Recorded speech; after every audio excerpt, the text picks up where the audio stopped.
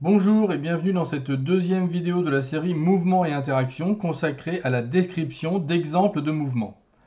On va se demander quelles sont les caractéristiques des types de mouvements les plus courants dont on aura l'utilité au lycée et principalement en terminale. Pour commencer, on précisera la trajectoire de ce mouvement, notamment donc la trajectoire du centre de gravité du système. Donc cette trajectoire sera spécifique, on va en voir deux. La première, c'est la trajectoire rectiligne, comme montré ici. Les positions occupées par le système se trouvent sur une droite, ou la trajectoire circulaire. Évidemment, vous l'aurez compris, les positions successives vont se trouver sur un cercle. On précisera ensuite une petite description de la vitesse, donc notamment du vecteur vitesse instantané, et de la même façon, on décrira l'accélération, donc le vecteur accélération instantanée. On commence par le mouvement rectiligne et uniforme, comme celui visible ici.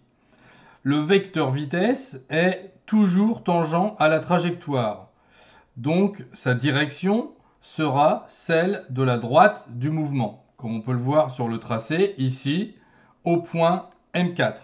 Son sens, lui, c'est celui du mouvement. Donc ici on l'a vu, la moto se déplaçait de la gauche vers la droite. Un mouvement uniforme implique de plus une norme de vitesse constante, c'est-à-dire que l'on va avoir le même vecteur en un autre point. Ce vecteur, ici, on peut calculer sa norme lorsqu'on est en coordonnées cartésiennes. Donc ces coordonnées, ça va être Vx, Vy, Vz, et on rappelle mathématiquement, le calcul de la norme, ça va être Vx au carré, plus Vy au carré, plus Vz au carré, et on prend la racine du tout. Donc ça, cette norme-là est constante dans le cas d'un mouvement uniforme. Ici, donc la norme est uniforme, on a la même direction, on a le même sens, donc le vecteur vitesse est constant. Et l'accélération étant la dérivée du vecteur vitesse, et cette accélération va être égale au vecteur nul.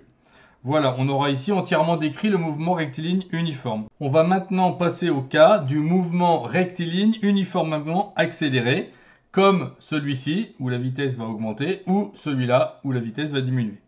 Une fois encore, le vecteur vitesse va être tangent à la trajectoire, donc le long de la droite. Le mouvement uniformément accéléré implique cette fois-ci une norme d'accélération constante, que l'on peut calculer de manière similaire à la vitesse en coordonnées cartésiennes. Le vecteur accélération étant une variation de vitesse, qui elle est tangente à la droite, le vecteur accélération sera lui aussi tangent à la droite. Le vecteur vitesse va voir sa norme soit augmenter, soit diminuer de la même valeur pendant une même durée. C'est la définition d'une accélération constante. Le sens du vecteur accélération va être le même sens que la vitesse si la vitesse augmente et dans le sens opposé si la vitesse diminue, comme c'est le cas sur la chronophotographie ci-dessus. On voit que l'accélération est dans le sens opposé à la vitesse. Cette accélération a une norme constante, comme on peut le voir ici. Par contre, même direction et même sens. On termine avec le mouvement circulaire uniforme, comme le mouvement des planètes autour du Soleil, en tout cas en première approximation. À nouveau, le mouvement uniforme implique une norme de vitesse constante. Le vecteur vitesse, lui, est toujours tangent à la trajectoire.